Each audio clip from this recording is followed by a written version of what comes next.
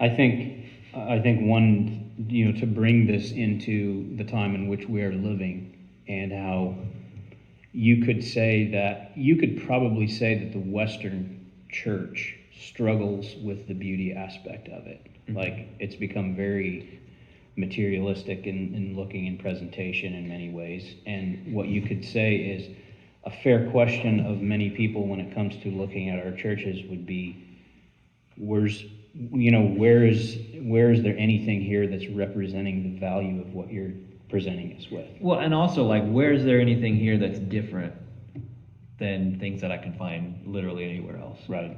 Yeah, exactly. And to just think about that, like, David, you made a comment to me a little while back about how, these things that we talk about are you, we were talking about how sometimes it's frustrating that, some people that we know maybe don't see what we're seeing, or, see that, get behind some of the ideas that we talk about. And it's like, what are we showing people about these things that presents some kind of aspect of beauty and value, mm-hmm. that is bringing it into a place where people see it as being something sacred, mm-hmm. something of, you could say, intrinsic value. Mm-hmm. Well, yeah, it's like modern Christianity is trying to win the war strictly in terms of ideas. Mm-hmm. It's like, we're not winning that battle. Yeah, we're losing. But when we play the game on God's terms instead of the devil's terms, then we'll find that we win every time. Mm-hmm. Yeah. Boy, there's much more that we could say, but like we said, we're going to talk about this yeah. more in other episodes, right. too. So right. Yeah, I think I just will repeat in closing that there is a need for both sides, for the beautiful church and for the lowly, humble, plain church. Mm-hmm. Both of them have a need. Both of them have something to offer the other. And I will also say that in this relationship that I think of my own tradition, which tends much more toward the plainness, yeah. as being the little brother, of taking the lowly place in that relationship, mm-hmm. And looking at the grand and beautiful church as in a sense like being the center of the church, and us being something that's on the edge of that, but is still in a sense a part of it, and again, like, it should be a positive relationship that these two have, and not an antagonistic relationship. Mm-hmm. Yeah. Well, it's like you have this, like, in the Middle Ages, so you can go to, like, Central Europe and find these 1,000-plus-year-old little tiny stone parish churches. And when they were first built, they were just simple, mm-hmm. like these village churches in the middle of nowhere where, there's just not a lot of people there. There's no wealth there. These are people that had no material possessions. The only reason they had a church is because the monastery or whoever paid for it, basically. Over time, they develop iconography and decorations in the church, and by the late Middle Ages, they might be very beautifully adorned. But for most of their history, at least prior to the Reformation, they weren't. Mm-hmm. And they were still able to worship God.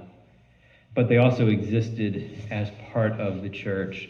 They could go to the cathedral in the city, or go to the parish church in the city, or whatever it might be. They could go to these places where those things were present.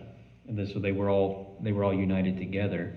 And I don't think that the village church was generally, I guess this does pop up in the late Middle Ages, where people get kind of sick of the devouring nature of the great cathedrals in Western Europe. But generally, for the most part, earlier in the Middle Ages, people appreciate the beauty of the church while not necessarily having it themselves. Mm-hmm. Then I was talking about this brotherly relationship, and I said our tradition I think, I'm comfortable saying that we would take the lowly spot in that. Yeah. But I would also say, the way that ideas, that theology unfolds, I think you would say the same thing. That you can look at, I started off with Clement of Alexandria and Origen and looking at some things that they said, and I wasn't looking exactly at their claims about images, I was looking at the philosophy that underlies that. Yeah. And the truth that is in those words, and I say that because, again, we were talking about the complex legacy of Origen especially, but